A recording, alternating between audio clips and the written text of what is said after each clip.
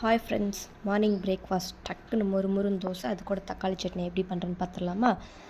ஒரு கடாயை வச்சு அதில் எண்ணெய் ஊற்றி தேவையான அளவு உளுந்து போட்டுக்கலாம். அது கூடவே 2 பல் பூண்டு, ஒரு துண்டு இஞ்சி போட்டுக்கலாம். அப்புறம் கருவேப்பிலை, அது கூட கட் பண்ணி வச்சுருந்தா வெங்காயத்தை போட்டு கிண்டிக்கலாம். வெங்காயம் வதங்குறதுக்காக லைட்டாக நம்ம உப்பு ஆட் பண்ணிக்கலாம். உப்பு ஆட் பண்ணி அதையும் நம்ம கிண்டிக்கலாம். கட் பண்ணி வச்சுருந்த தக்காளி வதங்குறதுக்காக லைட்டாக மஞ்சள்தூள், உப்பு ஆட் பண்ணிக்கலாம். போட்டு அதையும் கிண்டிக்கலாம். கிண்டி தக்காளி வதங்கிடுச்சு. அது கூடவே நமக்கு தேவையான அளவு கொத்தமல்லி தலையும் போட்டு நம்ம கிண்டிக்கலாம்.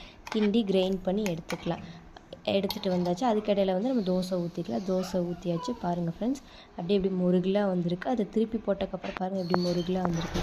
அப்புறம் தாளிதம் தான். அதே கடாயில் எண்ணெய் வச்சு கடுகு, அதுக்கப்புறம் உளுந்து போட்டுக்கலாம். உளுந்து போட்டதுக்கப்புறம் கருவேப்பிலையை போட்டு நல்லா நம்ம மிக்ஸ் பண்ணிக்கலாம் ஃப்ரெண்ட்ஸ். ஸோ இப்படி தான் நான் தக்காளி சட்னி வைப்பேன். ஸோ நீங்களும் எப்படி வைப்பீங்கன்னு சொல்லுங்கள். அதை அப்படியே தாளித்து நம்ம சட்னியில் கொட்டிக்கலாம். இந்த வீடியோ பிடிச்சிருந்தா லைக் பண்ணுங்கள், சப்ஸ்கிரைப் பண்ணுங்கள், பக்கத்தில் இருக்க பெல் ஐக்கான். தேங்க்யூ.